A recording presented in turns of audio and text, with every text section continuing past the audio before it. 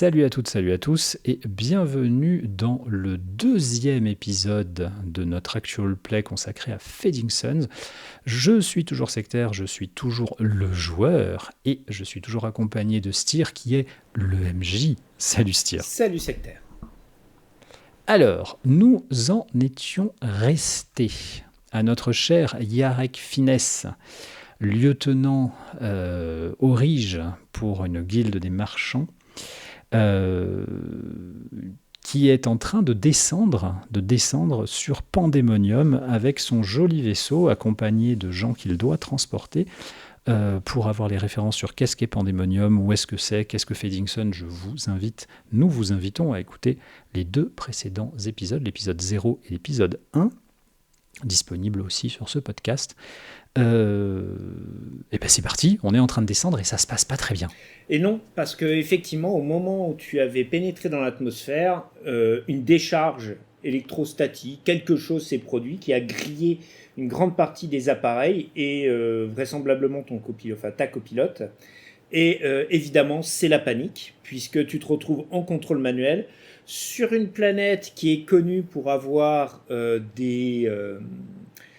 on va dire un climat des plus particuliers, puisque ces outils de terraformation sont tombés en rade et du coup il y a un peu du n'importe quoi, c'est-à-dire on passe rapidement d'une zone arctique à une zone tropicale, etc. Donc je te laisse imaginer ce qui se passe entre certaines de ces zones. Et tu voyages à bord de ce qu'on pourrait appeler une brique volante. Donc là on n'est plus vraiment dans le stade de la descente, on est plus dans le stade de la chute. Absolument. Il y a tout qui s'est activé, toutes les sirènes qui se sont activées un peu au même moment. Les turbulences sont incroyables. Je t'avais demandé comment tu espérais compter résoudre ça. Tu as dit à l'instinct. On va absolument à l'instinct. De toute façon, je crois qu'il n'y a pas grand... Voilà. Au panache, oui, à l'instinct, il y a absolument rien qui fonctionne, je le sais. Je ne peux pas tellement compter sur les gens qui sont avec moi, puisque à part ma copilote, on trimballe des gens, mais finalement... Alors, il y a un ingénieur à bord pour pouvoir qui sera là. Oui, mais c'est pas lui qui va piloter. C'est pas lui qui va piloter, il est surtout là à l'atterrissage pour faire la maintenance. Ah bah là, il va être à la maintenance, oui. Voilà. Là, risque d'y avoir un petit peu de Par contre, du coup, je vais te demander deux choses. Tu vas donc faire 2 jets. Il y a un premier jet que tu vas faire avec âme et conduite vaisseau spatial. Alors, c'est pas le premier, ça sera le second jet. L'autre jet, je vais quand même te demander un jet d'esprit conduite vaisseaux spatiaux pour bien essayer de saisir qu'est-ce qui apparaît sur tous les... Parce qu'il faut imaginer le poste de contrôle, comme je l'ai dit, c'est pas un bateau, t'as pas une barre que tu tiens, c'est des postes, t'as des postes informatiques, t'as des postes, des moniteurs, des trucs qui font blip vert, etc., etc.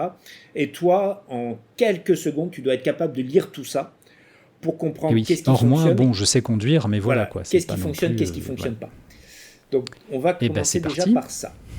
Donc, esprit et conduite vaisseau spatial. Alors, conduite vaisseau spatial, je suis amateur. C'est pour ça que je te demande c'est pour ça que je te demande le jet avec professionnel.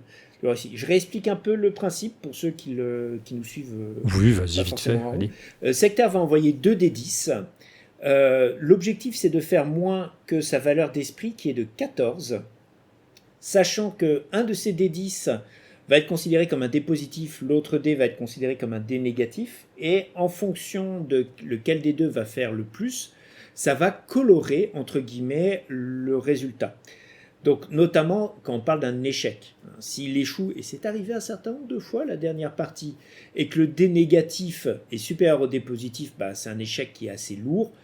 Si, au contraire, il échoue, entre guillemets, mais que les dés positifs, on va considérer que c'est plus ou moins réussi, mais avec des conséquences lourdes. Voilà, donc ce petit système va colorer, entre guillemets, ce qui se passe pour le jet. Donc, esprit et conduite vaisseaux spatiaux, s'il te plaît.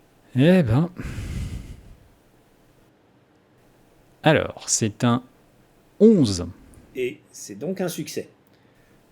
Même si le dé négatif est supérieur au dé positif, je suis quand même dans le cadre du succès. Alors, c'est la panique. Tu arrives néanmoins à saisir à peu près ce qui s'est passé. Donc, ce qui s'est passé, c'est que c'est tous les outils d'assistance qui ont cramé en même temps, donc qui t'obligent à basculer sur sur Le manuel. le manuel, entre guillemets. Cependant, tu constates qu'il y a quand même encore quelques outils qui restent, donc tous les outils de lecture, l'altimétrie, ce genre de trucs, enfin voilà, qui restent encore vaguement disponibles, même si tu vois que les dégâts électriques sont là, les écrans grésillent, etc., etc. Et, joie au bonheur, tu as le poste, entre guillemets, en fait, c'est on va dire le poste de secours, hein, qui lui est encore intact, donc que tu peux activer, donc que tu actives de toute façon, hein, là pour ton personnage, maintenant qu'il l'a remarqué.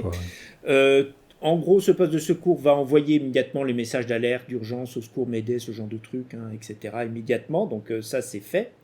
Et surtout qui va t'indiquer où est-ce que tu peux t'écraser de façon à peu près safe. À peu près safe. Donc heureusement que tu as pu voir cela. Le problème, c'est que dans ton état de panique, tu te contentes simplement de faire le repérage et pas de regarder exactement ce que c'est. On te dit, va là, enfin, pilote de essaye de faire ça. Et il va falloir maintenant essayer de maintenir ça tout en essayant de faire face aux turbulences. Et Dieu sait que les turbulences sont extrêmes. C'est-à-dire qu'il faut vraiment imaginer que, heureusement que tu es sanglé, sinon ton personnage se serait déjà fracassé le crâne contre le Tout à fait. Oui, on est vraiment le on est vacarme est assourdissant, et qui dit vacarme, donc dit vibration, tu as vraiment le vaisseau bouge en toi. À plusieurs fois, tu as la bile qui te monte à la gorge, et un sentiment d'écrasement, puisque la vitesse en fait monte. Mais il n'y a plus de contrôle. Il n'y a plus de contrôle, et surtout il n'y a plus de décélération pour l'instant. Donc tout ça. Ma copilote, elle est dans quel état? Alors tu as à peine le temps, elle est dans le cirage. La seule chose que tu arrives à voir, tu vois quand même que sa combinaison est grillée par endroits. Donc apparemment, elle a dû être exposée au court-circuit, etc. Ok, donc mais pas d'aide à attendre à ce niveau-là, quoi. Parfait. Très bien. Ok. L'équipe a vite fait comme ça. L'équipage. Les voyageurs réagissent comment? Alors les voyageurs, je te rappelle, ils sont donc dans les cabines qui se situent à l'arrière de la navette. Ils sont trop loin pour que je puisse. Ouais, là, ça serait. Ils sont loin parce qu'entre eux et toi, tu as une sorte de salle commune, etc. Tu espères juste qu'ils étaient bien attachés au moment. Bon, normalement, comme vous étiez entrés dans l'atmosphère, les gars étaient censés aller s'installer dans leur banquette pour éviter se faire voler dans les coins aussi. Ça marche. Bon, on s'accroche et puis j'essaye de jeter un œil. Alors là, je te dis, c'est vraiment à l'instinct, tout en respectant ce que me dit de faire le vaisseau, évidemment. J'essaye de repérer là, à l'œil, un endroit qui a l'air un peu moins, on va dire, escarpé que d'autres. Je sais pas, peut-être où il y a de la flotte, de la neige, j'en sais rien, un truc qui va faire molleton, quoi. Alors, le problème, c'est que tu sais que donc vous étiez parti pour atterrir sur le Moyeu, donc qui est en fait la seule ville, le seul lieu, entre guillemets, encore réellement habitable de la planète, suite à la désactivation, entre guillemets, des outils de terraformation. Le problème, c'est que tout autour du Moyeu se trouve en fait une zone désertique, à mi-chemin entre les Badlands et le Grand Canyon, et c'est plus ou moins là où tu te diriges à très très grande vitesse. Donc, est-ce qu'il y a un truc un peu sableux, je sais pas? Alors, genre, tu vas plutôt percuter du sable que de la roche. Là, le souci, c'est que pour l'instant, il faut d'abord que tu regagnes le contrôle de ton véhicule. Ah bon, on n'est pas encore au stade de je vais choisir où je vais m'atterrir. Là, pour l'instant, ton vaisseau. Non, je m'attendais pas à un tel miracle. Je veux dire juste. D'ailleurs, tu constates aussi que les moteurs d'équilibre, enfin les outils d'équilibrage sont en train de lâcher, donc tu vas bientôt commencer à faire des tonneaux aussi. Ah, très bien, c'est parfait, c'est tout ce qui manquait. Voilà. Ça, c'est ce que tu vas devoir contrôler manuellement. Impeccable. J'essaye au maximum de maintenir l'assiette, mais vraiment au maximum, tant que je peux. En plus, comme tu dis, il n'y a pas de manche à balai, il n'y a rien, donc c'est un peu... c'est avec des outils que tu réajustes en permanence. C'est ça, c'est pas... je peux même pas, c'est même pas à la force, quoi, c'est même pas pour essayer de contrôler les petits moteurs, c'est à l'instinct. À l'instinct, voilà. on fait comme on peut, voilà. Allez, je peux pas dire d'autre, je peux pas dire mieux. Allez, prends l'âme de la navette. Alors... Allons-y, je crois en l'âme de la navette. Je fais 10. Ouais. avec un jet négatif plus important, enfin le dé négatif plus important que le dé positif. Donc, malgré 10 quand même. c'est bien suffisant. Hein. Tu arrives néanmoins déjà à éviter le pire, à savoir perdre complètement le contrôle de la navette. Cependant, tu vois que les ajustements que tu fais sont quand même assez brutals. Tu entends la machine grincer, la tôle, enfin bon, l'habillage qui réagit par à coup parce que tu y vas quand même. Normalement, ça c'est fait tout en douceur, etc. Là, vous êtes en train de foncer à toute vitesse, tu remontes, ça bascule à droite, ça bascule à bâbord, tu remontes, tu entends vraiment la machine grincer, tordre, etc. Tu sais pas combien de temps elle va pouvoir tenir. Elle a vécu pire, tu te dis. Okay. Toi-même, tu as vécu pire lors des guerres impériales. Donc, oui, mais bon. Tu pries très très fort. Cependant, tu penses avoir franchi le plus dur. La rentrée dans l'atmosphère est maintenant passée. L'écran qui t'affiche, en gros, le visuel extérieur te montre en fait un épisode. Tu sais absolument pas où tu es pour l'instant par rapport à ta destination. Doute, ouais. Et surtout, en fait, tu as l'impression quasiment d'être en pleine tempête. Ouais, donc j'ai un visuel à 1 mètre 50 voilà, à peu de choses près. Ça secoue de toutes parts. Tu entends un vacarme. Alors, tu n'entends pas grand-chose par rapport à l'extérieur. Tu n'entends pas le vent souffler. Tu es dans une navette spatiale. Ça serait problématique, sinon. Un peu. Mais par contre, tu entends vraiment la machine grincer. Qui grince, ok. Qui n'aime pas. Est-ce que la planète a la même gravité que la nôtre, je veux dire, connue ? Est-ce que par miracle, la gravité est un peu plus légère ? Alors, c'est un vœu pieux que tu fais et je vais pouvoir te répondre tout ça. Parce que quand ils ont décidé de faire les éléments concernant chacune des planètes, en règle générale, ils fournissent ce genre d'informations. Alors, est-ce que c'est le cas ici ? J'en doute. Je ne crois pas. Non, je ne l'ai pas ici. Mais à la base, vu qu'elle a été terraformée et que, oui, elle est à peu près à l'échelle de la Terre, elle n'est pas moins. Non, parce qu'on aurait pu peut-être, tu vois, se servir. Alors, ça, c'est pour l'instant. Qui sait qu'est-ce qui nous dit que dans quelques décennies, les outils de terraformation ne rentrent pas en carafe et que... oui, bien sûr. Enfin, pour le moment, en tout cas, on ne peut pas compter sur un mouvement ascendant pour essayer de faire tampon, faire vaguement... ouais. Ok, bah alors allons nous écraser. Qu'est-ce que tu veux que je te dise, moi ? Dans la joie et l'enthousiasme, s'il te plaît. Dans la joie, l'enthousiasme et en priant. Alors je hurle s'il y a une communication vers l'arrière, je leur hurle de se tenir à tout ce qu'ils peuvent et de prier s'ils ont des dieux. De prier les dieux ou le dieu, je ne sais plus, j'en perds mon latin. De prier le Créateur parce qu'on est en train de s'écraser bien comme il faut. Bah écoute, tu bugs. Je vérifie même pas s'ils ont entendu ou pas. Là, de toute façon, c'est relativement simple. Hein. Tu bugs dans l'intercom, tout simplement. Oui, voilà, c'est ça. Tu lis rapidement la machine qui t'indique à peu près où aller t'écraser. Ah, cool. Voilà. Tu vas me faire un. Alors, tu vois que la machine a été quand même endommagée. Enfin, elle est quand même en partie endommagée. Hein. Elle a pris un coup. Tu vois que l'écran vacille, se rallume, tu es obligé à plusieurs moments, tout en essayant de contrôler la descente au maximum. Tu me fais un petit jet d'esprit, et qui va être compliqué en plus. Tu vas me faire un petit jet de esprit machine pensante. Donc, alors, machine pensante, je suis novice, ouais. Je n'y connais rien. C'est pour ça que je te demande le jet. Pour nos auditeurs, la machine pensante, c'est comme ça que les ordinateurs s'appellent dans l'univers de Faddington. Avec cette petite particularité, c'est qu'effectivement, la plupart des noms d'objets que l'on connaît ont été renommés de manière un peu dégradée. Donc, par exemple, le cinéma, ça devient la lanterne magique. Magical Lantern, ce genre de choses, quoi. Et le bricolage, la rédemption. La rédemption tech, ça, j'aime beaucoup. Eh ben, écoute, c'est parti. Nom de Dieu. Allez.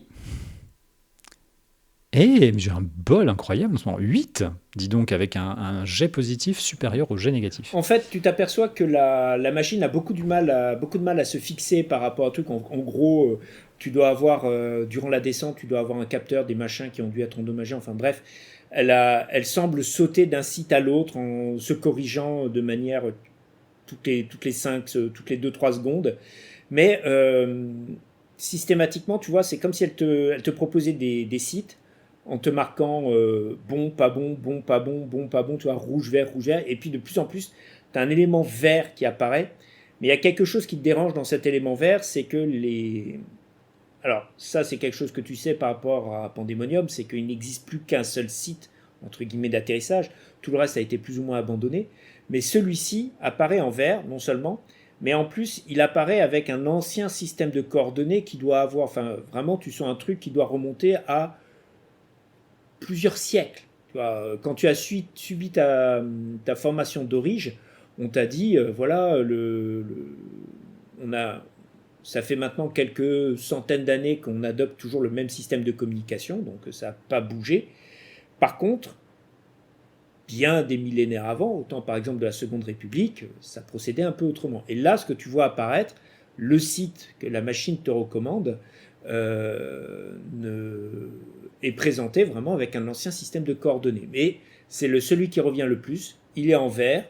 Apparemment, il y aurait une piste d'atterrissage, un endroit où atterrir, tu n'irais pas t'écraser dans un canyon ou un truc dans le genre. Enfin voilà. Quoi. Bon, oui, c'est déjà bon, ok, c'est déjà pas mal. C'est déjà pas mal. On va prendre ce qu'on nous donne. Hein. Okay. Bah écoute, tu essayes d'ajuster au maximum l'orientation de ton... C'est pas le moment de faire les malins. Hein. Allez, on ne sait jamais. Mais moi, tu es au courant de ton choix maintenant. Tu ajustes au maximum tes... T'appelles ça un choix, ok. Très bien. Oui. C'est vrai. Après, tu pourrais tenter... On peut aller se faire pendre ailleurs. Tu peux tenter de forcer le destin, essayer de voir si tu n'arrives pas à recontrôler complètement ton véhicule pour tenter de choisir toi-même ton lieu. Hein. Ben alors ça dépend. Elle se réveille, machine à côté ou pas tout elle est toujours KO. Ah putain, mais oui, mais tout seul, comment tu veux que je fasse ? Non, tant pis, on prend pas le risque. On va où nous dit la machine. Avec un peu de chance, on atterrira sur du mou. Donc tu poursuis ta descente, cette fois-ci en essayant de t'orienter dans la direction de la direction qui était indiquée. Un nom commence à apparaître, enfin, tu finis par repérer le nom de l'endroit qui t'est recommandé. Donc il y a marqué CRA. Alors attends un instant, parce que évidemment j'ai oublié d'ouvrir le bon document. Tac.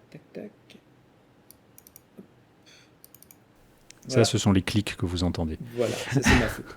Donc le CRA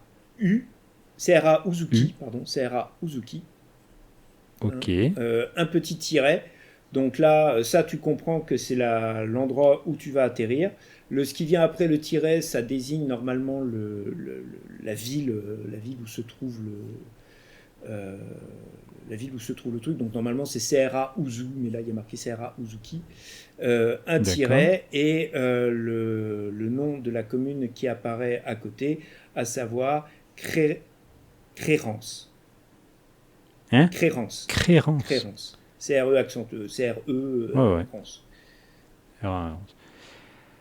Ok, donc ça c'est là où on va atterrir. Ouais. Alors je balance les infos à qui mieux à travers, je ne sais pas, l'intercom ou la façon pour prévenir. Tu as un bouton. Voilà. Et tu prends la parole. Hein. Non, pas pour prévenir mon équipage, j'en ai rien à foutre, pour prévenir le vaisseau mère. Si jamais ils peuvent recevoir notre appel de détresse pour dire on est en train de s'écraser sur Krauzuki Créance. Alors, c'est CRA. Vraiment, la première partie, c'est 3 lettres. Hein. C'est CRA Uzuki Créance. Voilà, je donne bien le truc. Je ne sais pas où nous sommes. J'envoie un message, si tu veux, préenregistré, enfin un truc qui va, si j'ai le temps de le faire, pour dire voilà, nous allons nous écraser d'urgence. Nous allons atterrir d'urgence, pardon. Nous allons atterrir d'urgence, on ne s'écrase pas. Nous allons atterrir d'urgence à CRA Uzuki Créance. Venez nous chercher, quoi, en gros. Au moment où tu termines de transmettre le truc en espérant que quelqu'un au spatioport du Moyeu t'entende. Oui, c'est un peu l'idée. Je donne évidemment nos identifiants, famille. Quel est notre. Tu as fini par franchir famille, en fait un dernier palier au niveau de l'atmosphère et les boucliers thermiques finissent par enfin se relever, te laissant voir à travers la baie du pilotage la vue sur Pandemonium. La simple vue te confirme absolument tout ce qu'on te dit sur la planète, puisque en face de toi, tu as l'impression d'avoir une sorte de paysage coupé en deux, avec d'un côté une zone désertique sur ta droite, où vraiment tu vois assez bien. Alors ta navette est encore assez penchée, donc ça veut dire que tu as vraiment une vue sur le sol pour l'instant. Tu commences déjà à redresser un tout petit peu le truc pour éviter de t'écraser. Et de l'autre, sur la gauche, tu as l'impression d'avoir une sorte de front nuageux, une tempête déchaînée, avec, tu n'en es pas sûr, mais apparemment les relevés de ton appareil te parlent de pluie de grêle et ce genre de choses. Et tout ça semble en fait, ces deux zones en fait semblent... mais c'est coupé, c'est coupé, mais net, quoi. Coupé net. D'accord. Voilà, avec évidemment, ça c'est coupé net, mais la nature faisant son œuvre, tu vois que le front de tempête s'agite, et toi, tu es vraiment en train de passer au milieu de ça, quoi. Tu es en train de te diriger vers le milieu de ça.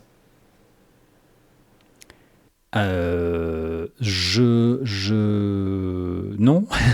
Alors non, déjà. Je manœuvre pour aller non pas vers là où ça grêle, mais vers l'espèce de désert un peu... voilà, parce qu'au moins c'est mou.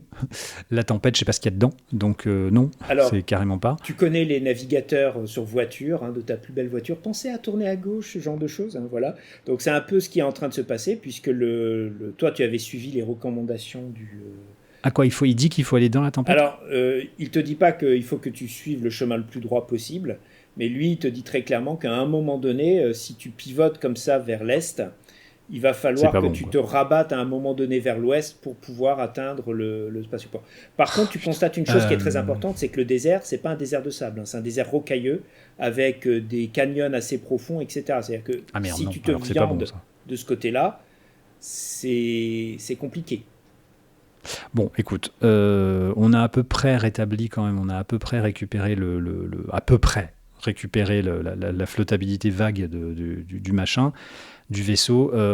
Oui, non, mais on va pas s'écraser. Non, je pensais que c'était un désert, moi. Donc d'accord, j'imaginais ça comme un désert. Donc non, c'est de la caillasse. Donc non, c'est hors de question. Eh ben, on va dans la tempête. Qu'est-ce que je te dise, moi je suis l'ordinateur, bêtement. Ok. Tu vas me faire donc tu vas me faire un jet. Je vais le regretter, je sais que je vais le regretter. Alors là, par contre, je vais te demander quand même plutôt esprit plus vaisseau spatial. Oui, logique. Ok. Allez. Alors, 9 et 8, donc c'est un échec cuisant. Heureusement, le dé positif a fait 9 et le dé négatif a fait 8. Voilà. Donc tu amorces la manœuvre pour essayer quand même de respecter la boucle et d'éviter le front de tempête, parce que là, effectivement, ça aurait été quand même très compliqué. Oh, ça va l'être. Et le problème, c'est que en fait, tu en as un peu trop demandé à tes machines. Au moment où tu commences à ordonner à la navette un peu de basculer, au propulseur de s'ajuster un tout petit peu, tu entends un peu le craquement de trop, tu vois, le truc qui disjoncte, qui crame un tout petit peu, et tu perds de l'assise immédiatement. La navette se remet à plonger brutalement. Tu vois tous les indicateurs qui commencent à rebasculer dans le rouge, alarme. Et le désert qui commence à se rapprocher de plus grande vitesse. Tu sais qu'il te reste néanmoins des solutions entre guillemets, c'est-à-dire bon, c'est pas un frein à main, mais en gros tu as les propulseurs d'atterrissage qui vont te permettre... des contre-propulseurs qui vont essayer d'être... etc. On n'est pas encore à la situation du crash. Par contre, tu te dis que si tu te crashes là, ça va être très problématique parce que vu à la vitesse à laquelle tu vas et vu la configuration du terrain, il y a quand même on est réduit en purée. Il y a de fortes chances que tu viennes t'écraser contre une paroi. Okay, donc deux possibilités. Soit tu essayes de regagner le contrôle du véhicule, ça sera difficile, et ça te permettra de reprendre le contrôle et de revenir sur le cap. Soit tu essayes d'ajuster ta descente, mais dans ces cas-là, avec le risque de devoir aller plutôt du côté du front de la tempête qu'autre chose. Super. Yep. L'un est plus difficile que l'autre. Le premier est plus difficile que le second, entre guillemets. Alors, je vais dire ça autrement. Le premier est plus difficile dans l'instant, mais te permettra par la suite un atterrissage plus sympathique. L'autre est plus facile dans l'instant, mais va te faire perdre du temps, entre guillemets. Donc tu vas tomber beaucoup plus vite, c'est-à-dire que tu vas tomber dans le front de tempête, et le prochain jet sera plus difficile. Non, ben on va tenter la difficulté tout de suite, hein, comme ça au moins c'est réglé, tu vois. Ok, non, j'essaye de reprendre Alors, le contrôle au petite maximum. explication, quand on dit difficulté dans le système, en fait, on considère que le niveau de compétence du joueur est réduit de 1. Donc, c'est-à-dire que s'il est amateur, là, il passe à novice. Ah oui, mais non, moi je peux même pas alors. Alors là, toi, Ah si, tu je fais suis un jeu en amateur, vaisseau. je Oui, deviens toi, novice, ouais. tu C'est ça. deviens novice. Voilà. Ok, super. Sinon, Allez, c'est alors, parti. ça change rien. C'est-à-dire, il peut le faire parce qu'il a encore un rang de novice. Mais par contre, il aurait été novice, bah, il n'aurait pas pu C'était faire le fini, quoi. jet. Ouais, Voilà, c'est parce ça. que Je suis incapable de il a, savoir ce que je dois faire. exactement. Ok, Ou eh ben le écoute, MJ, on s'il est prie. sadique, il ne dit rien. Et en fait, C'est ça. le jet est automatiquement un échec. Mais ça, l'autre ne le sait pas. Allez, on y va. Alors, Ouh, oui, oh putain. joli. Oui, 3 et 5. Mhm. Donc ça passe large. Tu parviens, tu essayes de compenser au maximum sur les autres, tu joues un tout petit peu sur les contre-propulseurs, tu arrives un peu au dernier moment, mais vraiment là, ça peut paraître stupide parce que tu sais que ce n'est pas vrai. Tu n'es pas en train de voler au niveau du sol à ras sol parce que ça serait pas possible. Mais c'est l'impression, quoi. Ouais, c'est l'impression qu'il y a. Tu as vraiment l'impression d'être passé à quelques centimètres du sol. Le vaisseau, là pour le coup, il y a un vacarme effroyable partout. La navette est poussée à son extrême. Tu entends des trucs qui grésillent, qui brûlent. Enfin, tu veux même pas connaître l'état de la soute. Ah ou non. Là, c'est juste pas possible. Et la navette, maintenant, tu vois le paysage qui défile à une vitesse extrême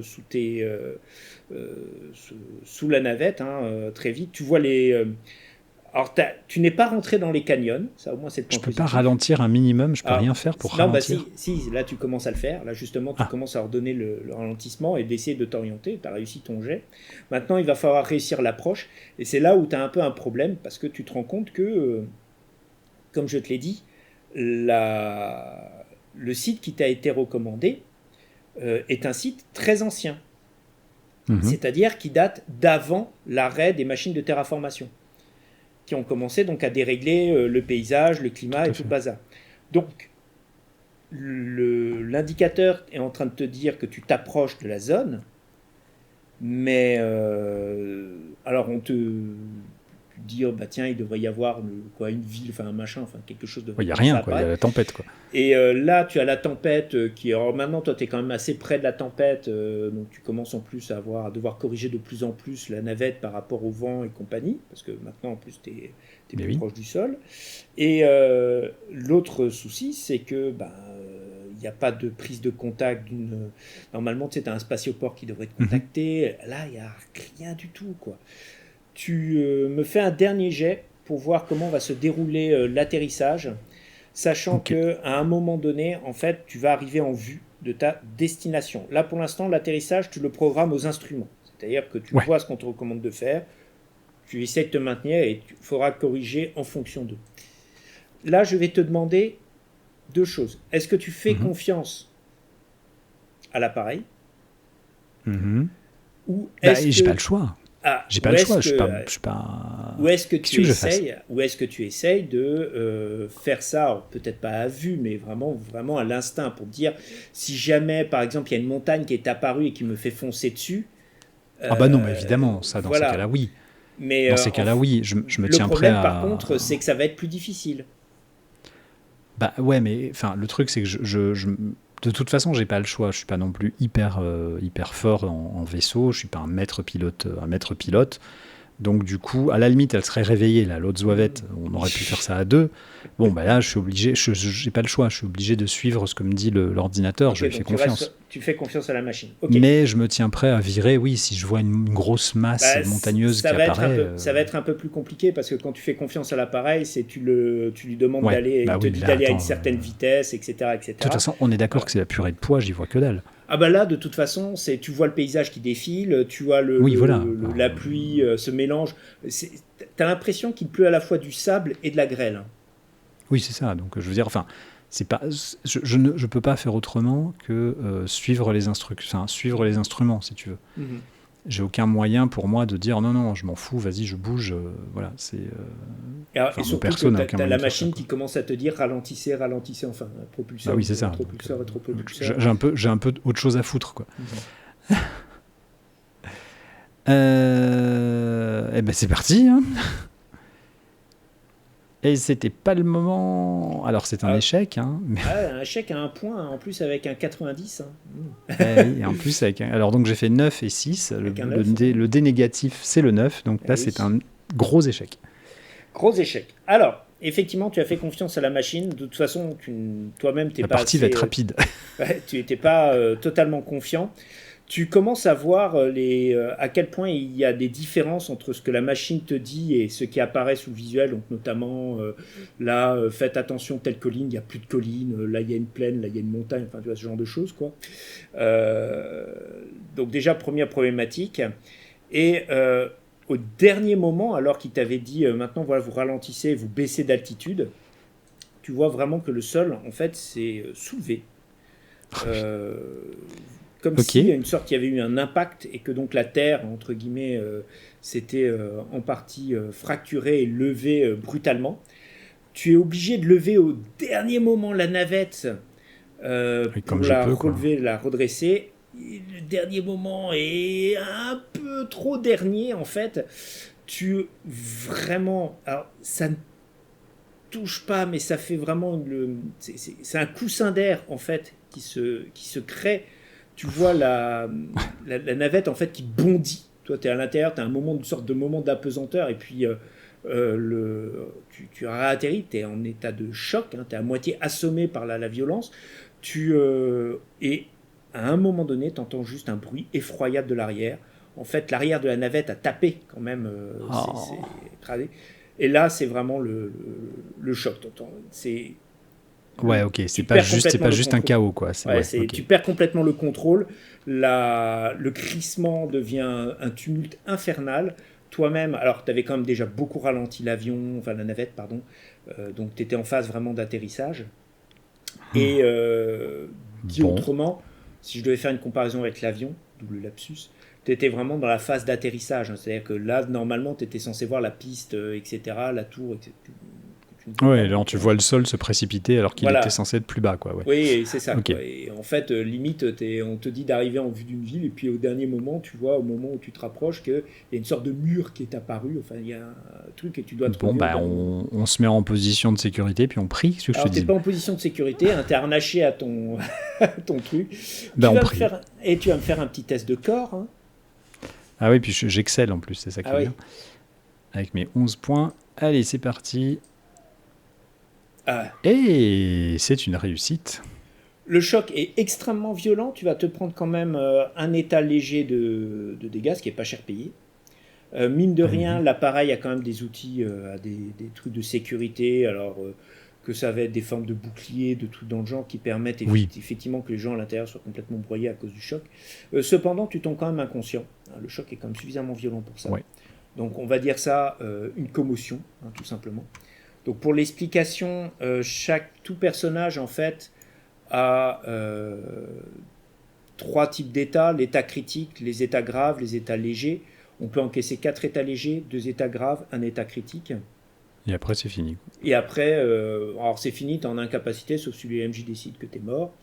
Euh, Point qui va être important: si tu encaisses, bon ça je l'avais pas encore expliqué à Sectaire, parce que bon, c'est pas vraiment la situation va se présenter.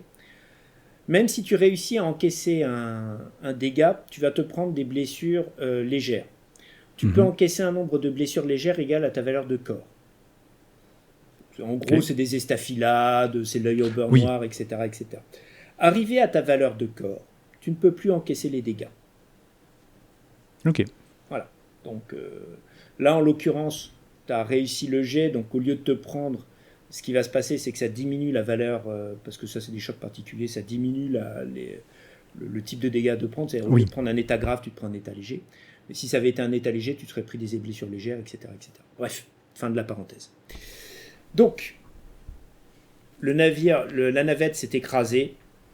La dernière chose que tu as entendu, c'était effectivement cet arrière de la navette qui a touché le sol après avoir rebondi entre guillemets sur l'air, sur l'effet en fait de réajustement de dernière minute que tu as tenté d'opérer.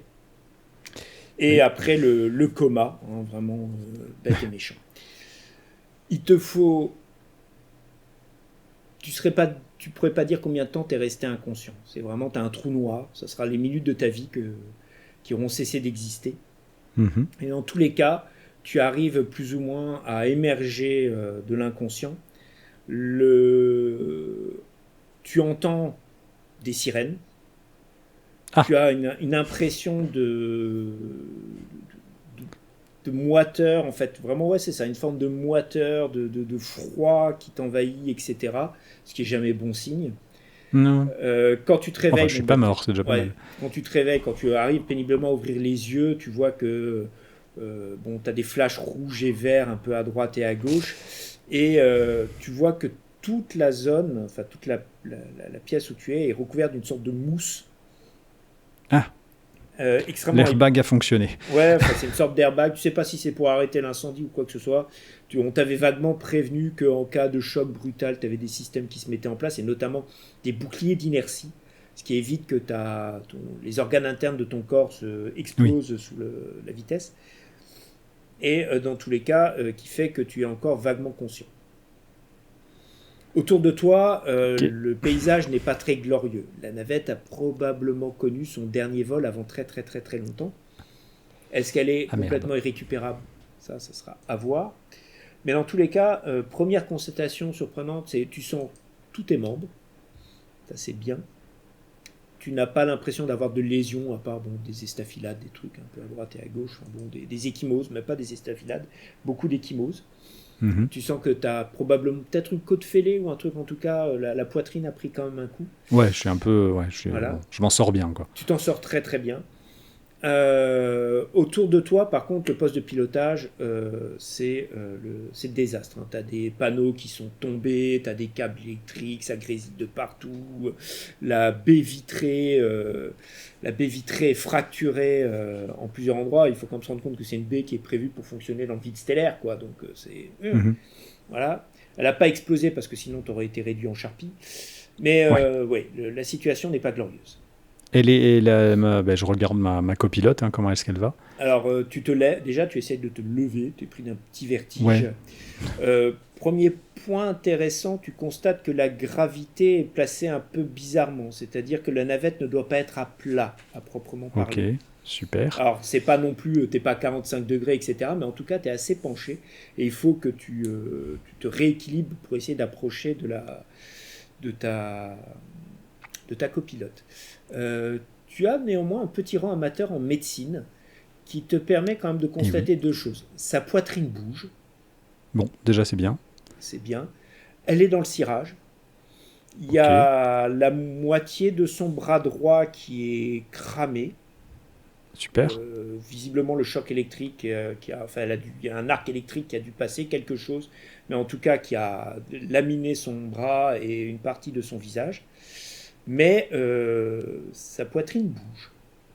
Ok. Et elle a pas un truc chelou à travers la tête, comme une barre de fer Non, ou ce non, genre de ça, choses, non, d'accord. non, non. On sait jamais. Bah, Ok.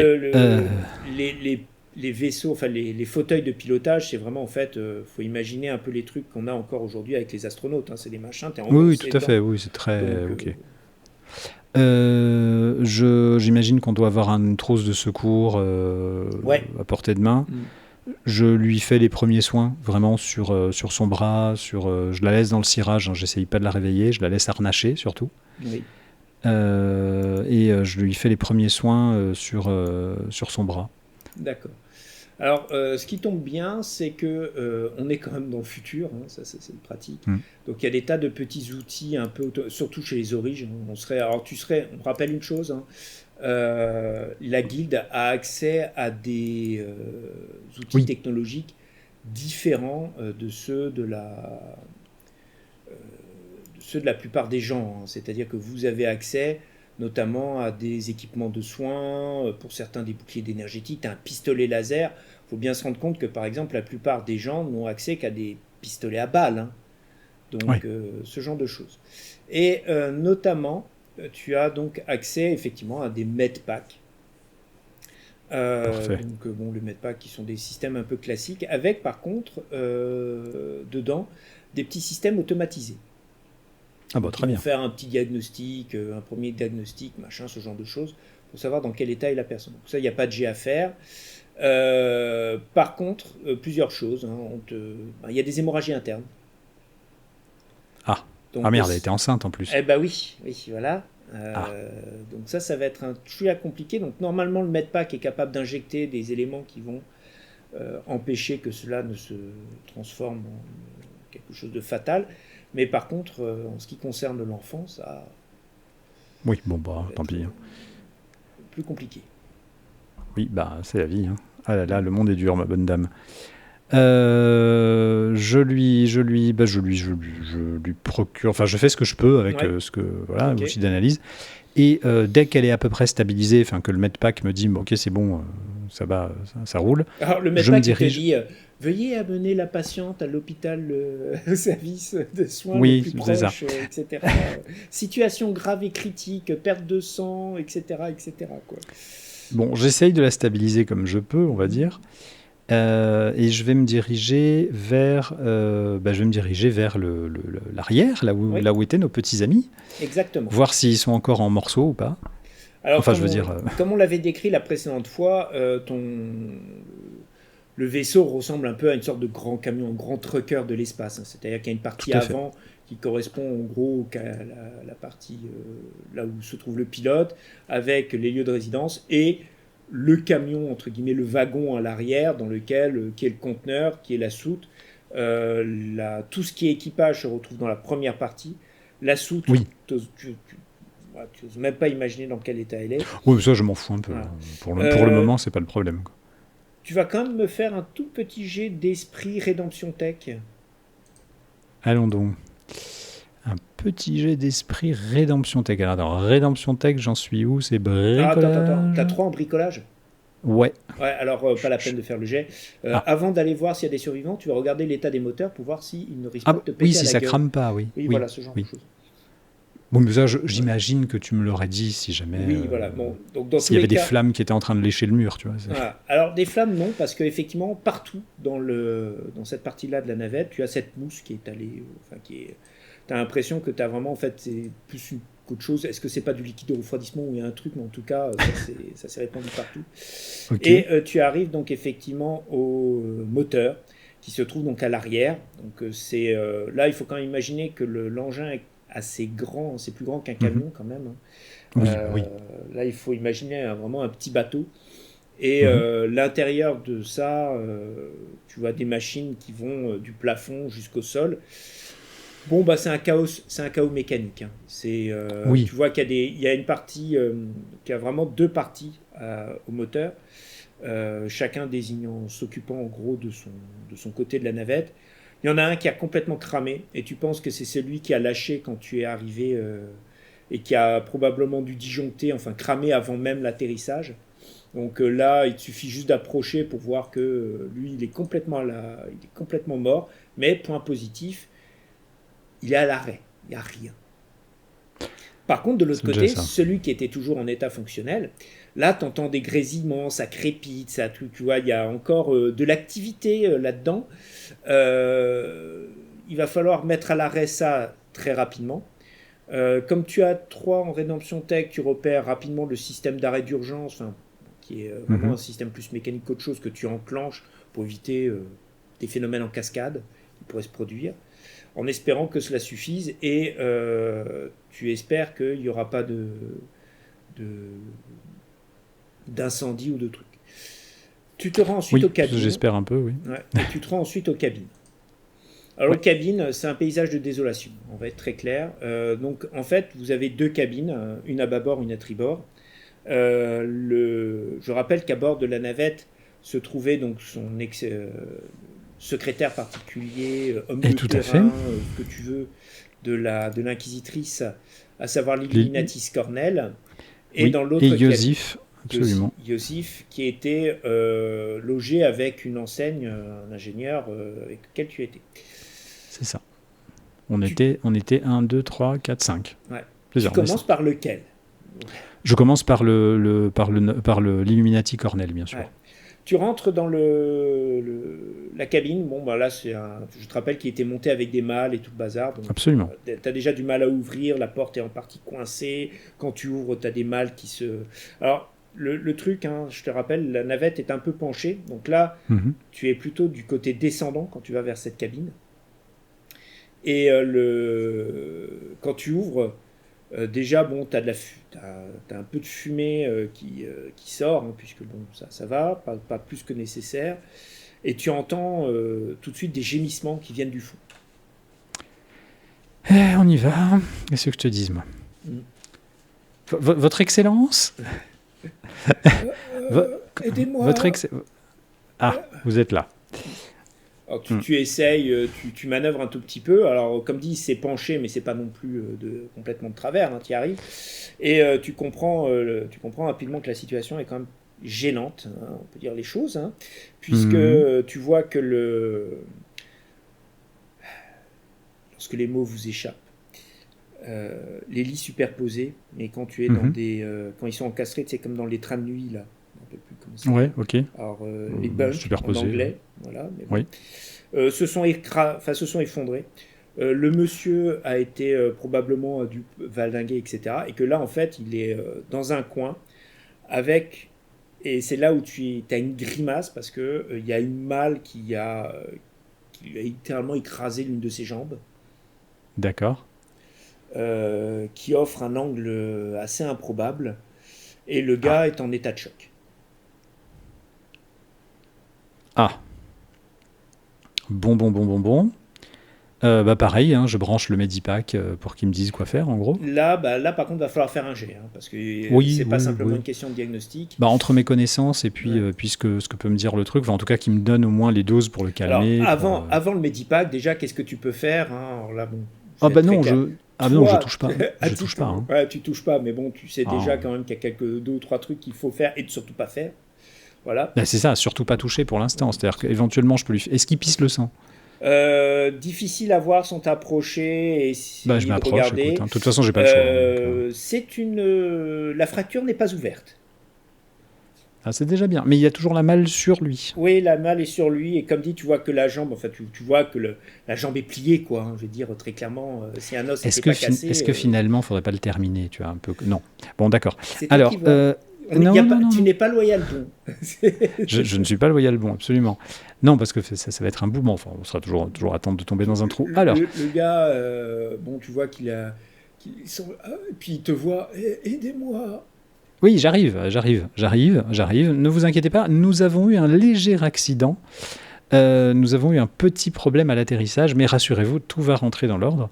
Merci de voyager sur notre compagnie. Je vais enlever la malle. Hein, donc je peux l'enlever. Attends d'abord avant que je lui dise ça. C'est une simple malle de voyage. Je vais enlever la malle. Donc, serrez les dents. D'accord ? Est-ce que vous avez bien compris ce que je vous ai dit ? C'est mignon. Oui, très bien. Donc je dis, je vais l'enlever à 3, ok ? On compte ensemble. 1, 2 et je l'enlève.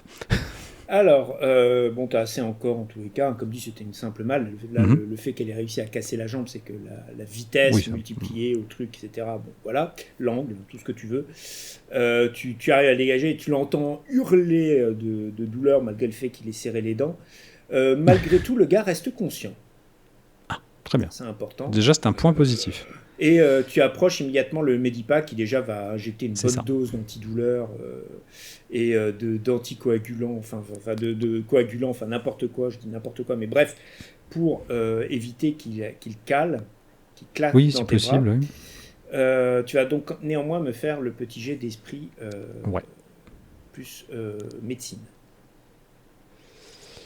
Eh bien, ce n'est pas une franche... quoique, 13. Si, 13, ça passe. Ça passe, et c'est même un bon jet, puisque...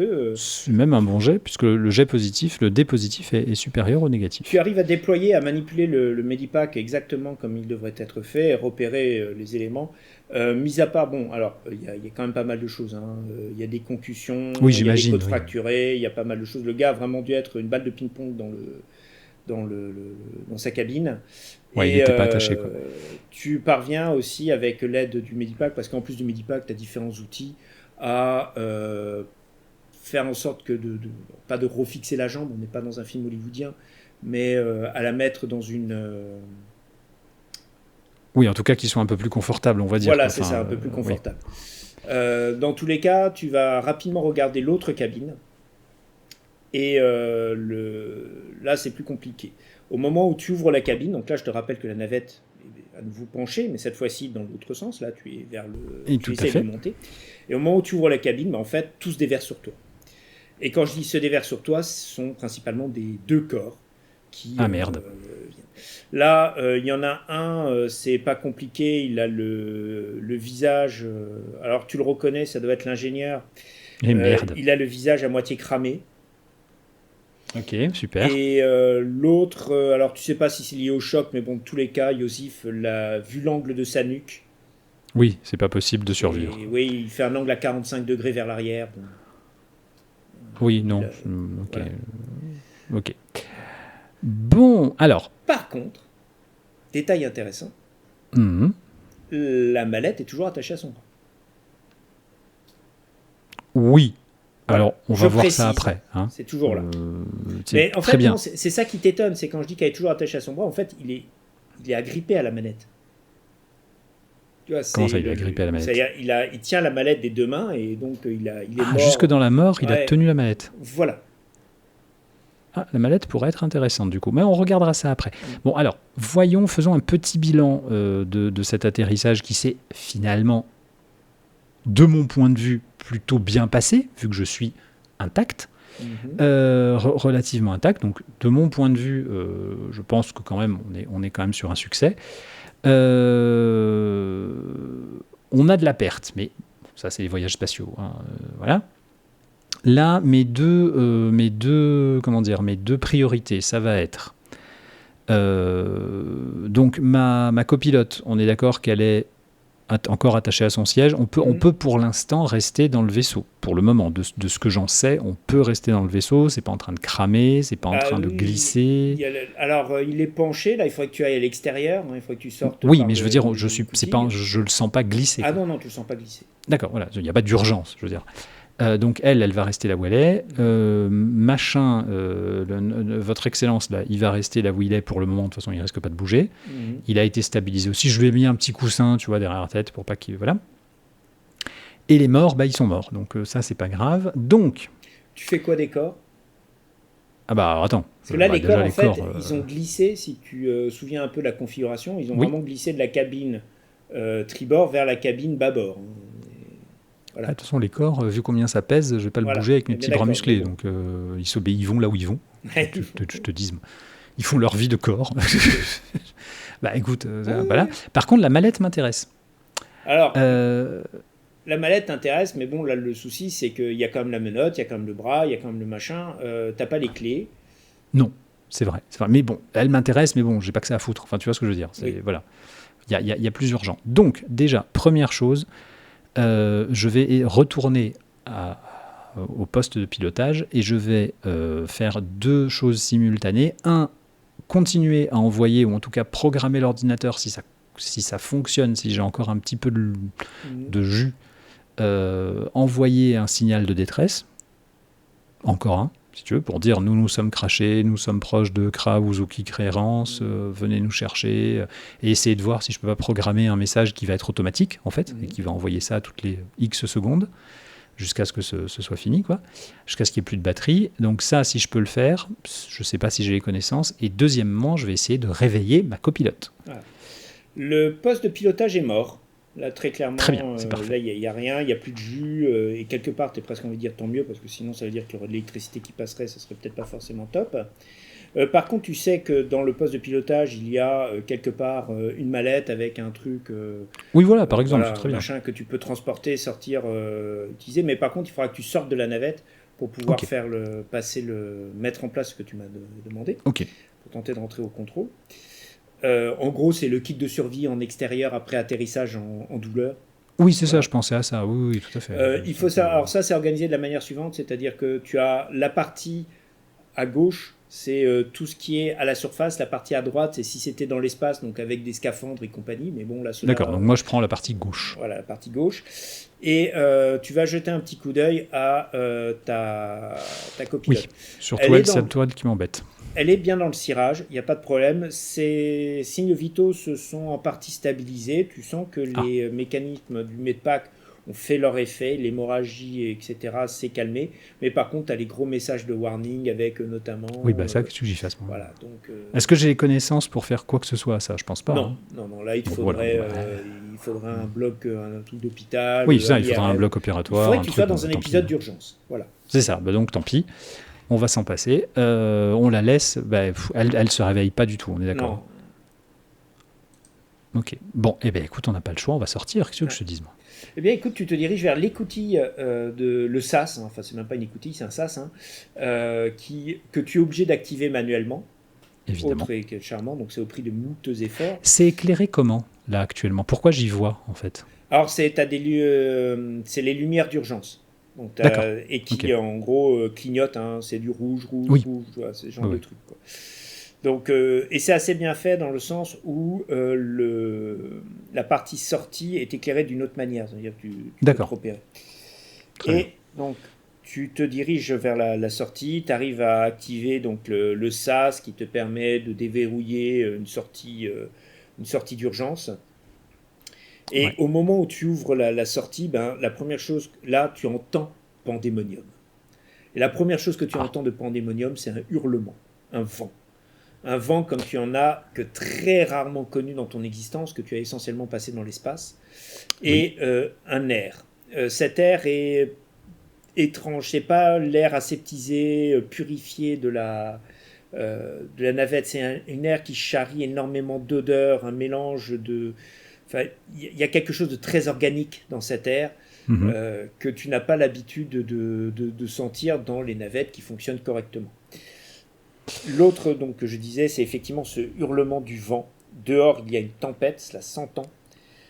Quand tu pointes le bout du nez, effectivement, tu as tout de suite tes cheveux qui sont... Enfin, tu sens le vent qui passe. La température... C'est très étrange parce que tu as des bourrasques chaudes, tu as des bourrasques froides. C'est comme si tu payais du vent à 25 puis du vent à 10, ce genre de choses. C'est vraiment la planète qui lutte contre elle-même. De ce que j'en sais, est-ce qu'il n'y aurait pas moyen finalement que je prenne un scaphandre ou c'est beaucoup trop lourd? Non, et puis alors là, vraiment, le scaphandre, c'est prévu pour fonctionner sans gravité. C'est pas la peine. D'accord, ok, donc c'est beaucoup trop lourd. Là, ce qu'il te faut, c'est... l'air est respirable, ça, il n'y a pas de problème. De toute façon... Ouais, non, mais c'était plus pour me protéger des intempéries. Quand tu es dans le SAS, tu as un petit truc qui te dit l'extérieur, s'il y a des radiations, il y a des trucs. D'accord. Voilà. Là, en l'occurrence, ce n'était pas le cas. Donc là, tu sais que tu peux respirer. Par contre... Ouais, il faut se protéger, quoi. Ouais, il va falloir se protéger. Et puis surtout, où est-ce que tu es? Là, tu déballes. Est-ce qu'il n'y a pas moyen, vu que je suis, vu que j'ai quand même, je suis pas non plus un nul en bricolage, est-ce qu'il n'y a pas moyen, en prenant, je sais pas, le casque d'un scaphandre, ou tu vois, je sais pas, essayer de me bricoler une protection au moins pour la tête et le visage, pour pouvoir y voir, avoir une espèce de visière, tu vois, comme un casque de moto, genre je me mettrais un casque de moto sur la tête. Un petit truc de Redemption Tech, ça peut être fait. Ouais, pas de souci, parce que là, je peux pas sortir comme ça, clairement. Enfin, je veux dire, je vais prendre un caillou sur le côté de la tête et, enfin, je le sais, quoi. Tout de suite. Tout de suite. Non, mais voilà, enfin, c'est pas, je peux pas être. Il faut quelque chose qui me protège un peu les oreilles, qui me protège la tête, qui me protège les yeux, le visage. Enfin, voilà, les points sensibles, on va dire, quoi. Est-ce que je peux pas bricoler une sorte de... Tu peux. C'est Redemption Tech, sert à ça. Bon, déjà, voilà, parce que si je sors comme ça, comme j'ai dit, prends un caillou en fait, dans la tronche. Tu n'as même pas forcément besoin. Il faut savoir que dans la partie gauche, tu vas avoir aussi l'équipement de base sur des planètes où l'air n'est pas respirable, ce genre de choses. D'accord. Alors par contre, tu n'auras pas une protection type lourde, c'est-à-dire effectivement type casque d'un scaphandre. Ce que tu vas avoir... Non, moi j'imaginais un peu un casque, plutôt casque de moto, tu vois, genre que je sorte pas comme ça, que je mette au moins quelque chose un peu... oui, pour pas prendre, une branche, quoi. Oui, tu peux l'avoir, il n'y a pas de souci. Ok. Donc avant de sortir, j'essaye quand même un minimum. Alors je te dis pas de m'habiller en Robocop, mais je veux dire un minimum de protection pour pas juste prendre le vent dans la tronche et du sable dans l'œil, tu vois. Minimum, quoi. Tu trouves effectivement dans les équipements de survie l'équivalent effectivement d'outil de survie un peu classique, c'est-à-dire c'est pas un casque, mais c'est une sorte de cagoule très rigide, justement. Oui, voilà, ce genre de choses. Ouais. Pour éviter ce truc qui s'ajuste d'ailleurs à un masque à oxygène au cas où au cas où il y aurait effectivement des difficultés de trucs. Alors, ça porte un nom, en fait, c'est fait dans un matériau qui est une sorte de soie synthétique, donc Mhm. qui permet aussi, qui résiste un peu au coup, ce genre de choses. D'accord. C'est pas de l'équipement militaire, c'est vraiment de l'équipement, entre guillemets, de survie de base, entre guillemets, par exemple, dans des travaux, ce genre de choses, quoi. Ok, impeccable. Et ben, une fois harnaché, je sors et je passe mon appel. Ok. Enfin, j'essaye. Déjà, je regarde où je suis, enfin, ce que je vois, le peu que j'arrive à voir. Alors, tu te doutes Et bien voilà. en raison de la situation climatique, ça va être un peu compliqué. Le Oui, poste que tu as ne parvient évidemment pas à rentrer en contact avec la cigogne, qui se situe en dehors de l'atmosphère. bien entendu. Mais par contre, parviens à trouver la balise du spatioport local. Toujours la Donc, même que j'avais chopée tout à l'heure. non, Ah, pas le. En fait, tu c'est as. plus Krauzuki. Alors, Kra Uzuki, c'est en fait c'est un spatioport, c'est le site d'un spatioport, ça je suis tout à fait d'accord. Par contre, tu sais qu'il n'y a qu'un seul spatioport Ah oui, ça actif. je... Oui, oui, tout à Voilà. fait. Et là, celui de ta balise, en fait, ce qu'il te renvoie, il t'indique les spatioports actifs. Ah oui, C'est-à-dire donc celui du moyeu, quoi. voilà, celui du moyeu, qui est donc le spatioport AFIL, AFIL, Ok. avec donc la ligne d'urgence, hein, entre guillemets. Ah bah Que vous avez. oui, bah oui, si ça capte, Et au allons-y. moment où tu allumes, tu entends déjà tout de suite une voix qui essaie de te contacter. Navette Cigogne, répondez s'il vous plaît. Navette Cigogne, ici Spatioport à fil. Oui, je suis là. Oui, ici la navette cigogne, nous nous sommes écrasés. Tu entends des grésillements, comme Oh, c'est pas putain. permis sur le truc. Jer Ascodrim ici. Vous m'entendez? Quoi? Adjers Ascodrim, vous m'entendez? Qu'est-ce qu'il raconte? Alors, tu sais pas s'il s'identifie ou s'il pense parler à quelqu'un. Donc je répète. Donc je répète, ici la cigogne d'Iscar appartenant au Hong Erkan. Nous nous sommes écrasés à proche de Kra Uzuki Krérance. Nous avons des blessés, nous avons des morts. Envoyez des secours. Veuillez répéter. Veuillez répéter. Alors je détache bien les mots. Nous nous sommes écrasés. Nous sommes proches de Kra Uzuki Krérance. Besoin d'assistance. SOS. Ouais, tu as le nouveau un grésillement et puis tu as le Putain. truc. Pète en approche. Prenez couverture. Je répète. En approche. Quoi? Comment j'entends quelque chose qui approche, j'entends un bruit, enfin un bruit autre que le hurlement du vent, je veux dire. Bah, la seule chose donc, qu'a entendu, c'était pète Tempête en approche, putain, tempête en approche. Bon ben on rentre. Alors le Comment truc ça? c'est que Attends, est-ce que tu peux me dire où est le vaisseau déjà? alors maintenant que effectivement tu te retournes, tu vois Je que sens le gag. tu constates en fait, tu comprends maintenant un peu ce qui s'est passé. Donc il y a quand même un peu de la luminosité, on était en plein jour, mine de rien. Tu vois la situation. Donc en fait, ta navette a beugné vraiment sur un éperon rocheux Ben tiens. qui se dresse là où il ne devrait pas y en avoir. Et donc ça a rebondi, ça s'est écrasé. Et en fait, là, ta navette, il faut imaginer le cratère d'un volcan, un gigantesque volcan. Donc tu es sur la pente intérieure de ce cratère. Et ta navette donc s'est écrasée, donc a râpé tout le long. Tu vois d'ailleurs la trouée qu'elle a fait dans le sol le long du truc. Alors tant mieux, c'était pas un canyon. C'est Oui, relativement relativement stable. plat, enfin C'est oui, relativement stable plat. quoi. Ouais. Mais tu te demandes d'abord pourquoi, d'où vient ce cratère, ça c'est autre chose. Et On verra plus tard ça. on verra plus tard, enfin bon, pourquoi il y a un cratère ici alors qu'il ne devrait pas y en avoir, plutôt comme ça. Et effectivement, c'est ce qui explique aussi l'inclinaison de la navette. Hein. Donc effectivement, tu es sur Ouais, cette pente, ok, je vois. c'est purement rocailleux. Il n'y a pas un pet de végétation à part un ou deux buissons à droite et à gauche, qui de toute façon sont en train de se faire... enfin, qui sont aplatis par le vent. Le Oui, vent, est assez particulier parce que donc toi maintenant tu es à peu près à mi-chemin de la pente. Alors il faut vraiment imaginer que le cratère, de ce que tu vois, tu vois pas grand-chose, est très grand, hein, entre guillemets. Tu vois le début, le sommet, là où tu es arrivé, tu vois la corniche en partie, enfin l'escarpement qui a été arraché, puis la Oui, je trouée vois qui en a aucun mené, cas voilà. Mais ok, le d'accord. Je vois en aucun fond, cas le diamètre voilà, du. voilà, c'est immense. Ouais. Euh, Tu sens que le vent, en fait, fait une sorte de, enfin, s'engouffre entre guillemets dans le cratère et fait une sorte de tourbillon à l'intérieur de celui-ci. C'est comme si et on prend en gros entre guillemets, ça fait une sorte d'effet. C'est une sorte d'effet de dépression où tu as le vent qui rentre là-dedans, tu as toute une masse d'air qui tombe, puis qui arrive au bas et qui remonte de l'autre côté, donc ça fait cet effet de soufflerie que tu entends en permanence, quoi. Ouais, tout à fait. Ok. Est-ce que. Enfin, c'est facile de poser la question comme ça, mais est-ce que j'ai une notion vague de mon vaisseau, ça va, ou il va continuer à glisser?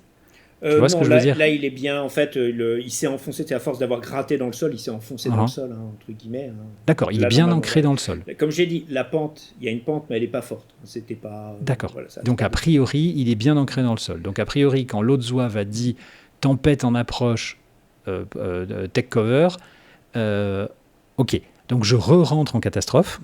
Alors, avant de rentrer en catastrophe, tu as aussi une vision extérieure de ton vaisseau. Toute la partie droite, tribord, donc de ta navette, a cramé. En fait, c'est là où tu avais un des moteurs Ouais. qui a explosé. Et tu vois maintenant ce qui s'est passé. Tu as vraiment un moteur qui a explosé en plein vol. Donc très probablement parce que trop de tension, trop de machin, enfin bref, peu importe. Donc toute cette partie-là est morte et a été Cool. arrachée. Tu vois que la tôle, sous l'effet de la rentrée dans l'atmosphère, et c'est ce qui explique aussi toutes les pertes d'assiettes, puisque tu avais offrait des problèmes d'aérodynamisme, hein, tout simplement, donc a été arrachée. Parfait. Aussi bizarrement, mais ça c'est le réflexe orige, c'est réparable. Aussi bizarre que ça puisse Oh, paraître, ouais. c'est réparable. Tu jettes un coup d'œil à l'arrière, par contre, et tu sais pas pourquoi, mais dans ta tête, te vient en tête l'image de la jambe de l'Illuminatis. C'est-à-dire que tu vois D'accord. que ta navette qui forme un angle assez bizarre, donc que je ne me trompe pas, concave, en V, on va dire ça comme ça, Ok. voilà, en V. Donc vraiment, tu sais, quand elle a touché la partie avant, c'est un Ouais. peu puis quand la partie avant finit par toucher le sol, ça a redéployé vers le haut, enfin voilà. Donc il y a un truc, et là par contre, moins glorieux. Et il faudra quand même que tu jettes un coup d'œil à l'intérieur de la soute, parce que Ouais. dans la soute, il y avait aussi des trucs qui pouvaient poser problème, hein. Tu as t'as des réservoirs, tu as des trucs dans le genre, il faut Oui, aller oui, ça vérifier. peut. Oui, tout à fait. Bon, bah, de toute façon, là, on va faire ça. C'est-à-dire, je vais re-rentrer, je m'enferme à l'intérieur. Enfin, je referme la soute. Et puis, enfin, la porte. Et puis, je l'écoutille, pardon. Et je retourne à l'intérieur. Et je vais essayer de voir. Je vais essayer de voir ce que je peux faire. En tout cas, je vais essayer de me rendre, d'attendre que la tempête passe, si jamais elle passe. Et, et je vais essayer de me rendre dans la soute proprement dite pour voir l'étendue des dégâts, voir s'il faut qu'on fuit, s'il faut que. Je sais pas. Parce que là, à part me protéger, si tu veux, je vois pas très bien pour le moment ce que je peux faire. On va s'arrêter sur ce cliffhanger. Décidément, on est très très fort. Merci à toutes et à tous pour avoir suivi ce deuxième épisode, qui est en fait le troisième parce qu'il y a un épisode 0 de Fading Sun. Le 4e épisode sera disponible tout bientôt. Écoute, à part ça, vous pouvez nous retrouver dans toutes nos autres,